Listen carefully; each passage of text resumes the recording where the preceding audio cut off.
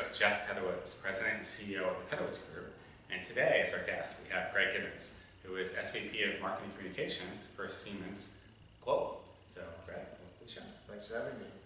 So, that's a big responsibility because Siemens is a very big company. So, tell us a little bit about what you do and what some of your daily responsibilities are. Sure. So, as you say, Siemens is a big company. It's a sort of diversified industrial conglomerate.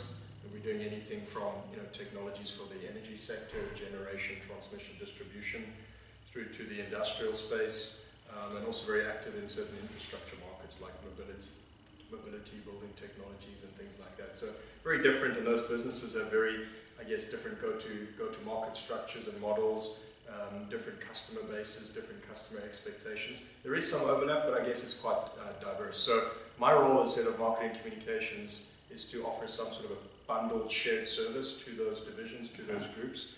And in my current role, what we're focusing on is anything from traditional branding, advertising, media, right through further down the funnel into demand generation, lead generation, those sorts of things. So I guess it's the full spectrum.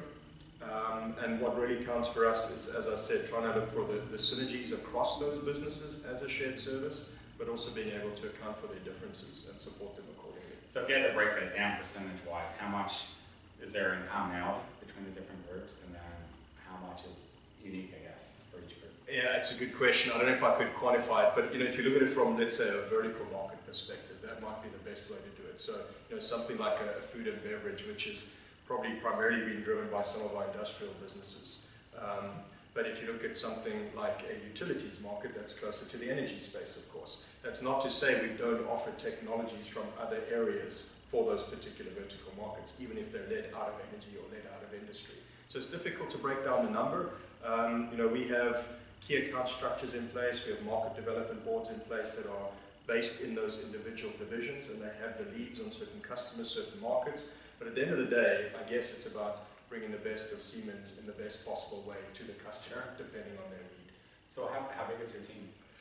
My current team is about 45, and I'm based here in the US, but the majority of my team is sitting in Munich. That's where Siemens is headquartered. There's a couple of folks sitting in a little German town called Erlangen, which is almost Siemens Central. We've got a big chunk of employees there. But increasingly we're looking to globalize our function. So headquarters is not necessarily just a geographical location. I think headquarters is more a competence. So it doesn't mean that you have to be sitting in Munich to be part of a headquarter team. And increasingly we start to build resources in other markets where competence exists. We see that a lot with customers when they first think a center of excellence has to all be physically in one place. Not really. I mean, you're really just organizing commonalities. Exactly. You could have content in one location, you could have product marketing in another, you could have Marcom in a third. It just depends upon what kind of resources you have access to. Right? Yeah, that's exactly right. I guess it's just part of the changing internal model. It used to be pretty hierarchical. It used to be that all roads led to headquarters, which I guess from a governance point of view it still does. But when it comes to the day-to-day operations and the digital world we live in, you can have resources wherever you need them. And as I said, there's a lot to be offered from certain markets. For instance, in the marketing and communications game, I think there's a lot happening here in the US. It's a very forward-thinking market. People aren't scared to try things. We move pretty quickly. And so, we're increasingly driving a lot from here. That's not to say we don't push things out of other markets. Of course we do. But the big trend is to globalize as much as we can. So for a company like yours, is one of the challenges being nimble, especially in today's technological age, and how do you do that? It is for sure being nimble, and I'm sure we're not the only one with that challenge. We're I guess a very proud, strong company that's 170 years old. So we've got a strong and long heritage. We're pretty complex from a matrix point of view. So it's often it's the cliche of turning the big tanker. You could have an aspiration, but to actually make the move to make the turn is something that sometimes takes some time. But I think our global leadership have been pretty dynamic over the last years in setting a course, trying to reorientate the organization. It's all about driving a strategy of digitalization. I know potentially that's a little bit of a cliche, but in our space that's really true. We're traditionally engineers, makers of hardware. We've got some fantastic domain knowledge across those businesses that I briefly mentioned. But what we're trying to do now is digitalize our business models, you know, and the value we can offer to our customers is increasing tremendously in those folds. So a lot of the partnerships you see, a lot of the mergers and acquisitions we're engaging in are in the digital software space, and that comes with a changing mentality, you know. So it is about driving that change internally. We love to use the word agile. I think it's easy to say and harder to do sometimes. But I guess you've got to keep pushing it. You have to keep driving the agenda. Sometimes you fail, sometimes you fall back on your own ways, but I think if you push it hard, you try hard, you keep singing from the same hymn sheet, eventually you make progress. So I'm just curious, what's your approach then strategically to technology? What are you investing in to get better digitalization? Yeah, so of course there's a whole raft of discussion on our business side, how we're transforming those models. But if I bring it back to what we're doing on the marketing side, sure, the whole issue of marketing technology is becoming critically important for us. One of the challenges we have within Siemens is, given the diverse nature of our businesses, marketing per se, in the traditional sense, sales, that's all decentralized in those businesses. So each business has a slightly different view on what marketing is, what falls under that heading. We're the marketing communications team. As I said, we're bundled, so we offer a service to all of those divisions. And so we have to look for technology that can scale across those environments. So, over the last year, we've been looking heavily at the marketing automation space, the lead management space. We're now starting to invest quite heavily on the analytics side, because our whole drive is to be far more customer-centric. As a big, powerful organization, it's obviously quite tempting to be very inside-out in your approach. We've got very diverse technology portfolio, lots of products, lots of product managers. It's easy to fall back on that and want to sell products. Of course, we have to do that, but I think we have to lift the conversation one level up and drive value-driven conversations with our customers based on their needs. And in order to do that, we need better customer insights. So I think the analytics suite is playing a far greater role. We also have the aspiration to grow there even more. And those are the areas we're probably looking at the most. It's interesting that you mentioned that, because a lot of people are trying to say they want to be customer-centric, they want to deliver a better customer experience, but then what does that mean? So I'm just curious, what kinds of questions are you asking, and what kind of data and insights are you trying to get from your customers that you were not necessarily getting a couple of years ago? Well, I think you're right. I mean, again, everyone's talking about that at the moment, but it's how you actually make it happen. And to answer that one, I probably wouldn't look to technology. I'd probably more look to process. And there's this well-known phrase that's sometimes attributed to Lincoln, although I hear maybe incorrectly so, but it's something like, if I had 8 hours to cut down a tree, I'd spend 6 hours sharpening my axe. And that sort of encapsulates what we're trying to do, which is more work on the front end. So before we're taking something to market, message, campaign, platform, whatever it might be, we're doing a lot of work up front, working with sales and marketing to understand the customer, to understand the buying centers. So, investing heavily in things like personas, doing a lot of the content mapping work to understand the customer journey. And only once we've done that preparation are we going out there with our campaigns and pushing them to market. And again, that's a transition. I'm not saying we get that right across the board. We have some success stories here and there, but it's something that we're looking to accelerate.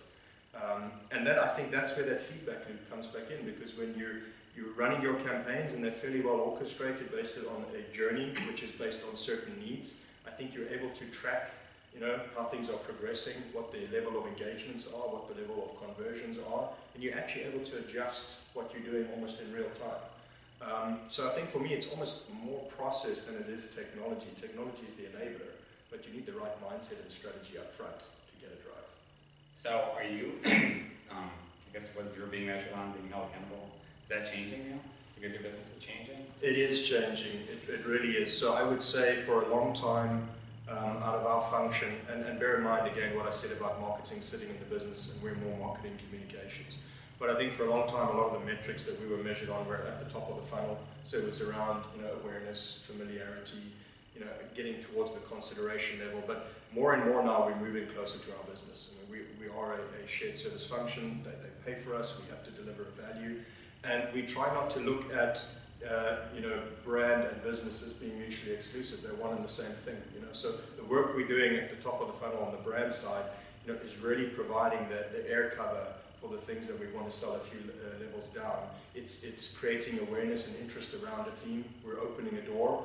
and then we're trying to get entrenched into a conversation with a prospect or an existing customer.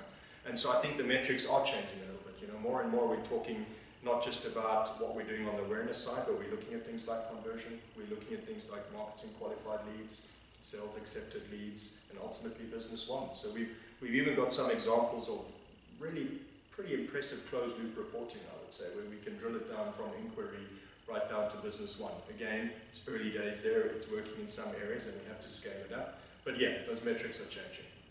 It takes a lot of work. So how do you balance that? Because one of the conversations I have a lot with executives is they're under pressure to change, they want to change, and they want to know if they can change fast. Is there such a thing as changing the culture, especially in a company your size, that fast, or is it more about changing incrementally and getting key stakeholders in over time? And how do you balance that out? I'd love to say there is, that you can say this is the way we're going to do it and overnight it works that way, but that's obviously not the case. I think you do need a strong senior vision that needs to be instilled in the organization, and there needs to be some sort of a roadmap and acceptance that this is where we are today, this is where we aspire to be somewhere in the future, but also a recognition that it's not going to happen overnight. And then it's looking for a guiding coalition that can help that happen across all levels of the organization. And I really think quick wins and demonstrating those quick wins are quite important. The other thing we grapple with now extensively is this idea of fast failure, also a term that's being thrown around a lot, but I think it's true. In this digital world, and as we're trying to transform business models, one has to be willing to innovate and to experiment and to see how it goes. Sometimes it doesn't work out, but then you need to learn from that and move on. Yeah, I think that's another big challenge for companies. People are reticent, I think, to do that because they're so worried they're going to get judged for it, and they don't want to admit that they actually made a mistake. And I guess my viewpoint is you're not really failing if the whole intent is continuous improvement. So if you're not pushing the envelope a little, then what do you do? That's right. I love to say it myself, but I also don't like to fail. So it really is a mental adjustment you have to make. And maybe the word fail is a little bit too strong. You probably need to think of a different term, but it's really learning from whatever programs you're putting in place. And sometimes they don't hit the targets that you aspire to, but you're getting something out of it. We like to say if you fell forward on your face, that's good because at least you're moving forward. Right? Yeah. So you just keep edging up. Yeah. So you've seen a lot of change as you've moved up through the ranks, and I know you just recently got more responsibilities, so congratulations. What advice would you give to your fellow marketing executives out there? Well, it's a good question. I guess what's served me relatively well over the years is trying to be a generalist. Some people don't like that term, but I think many people will relate to this.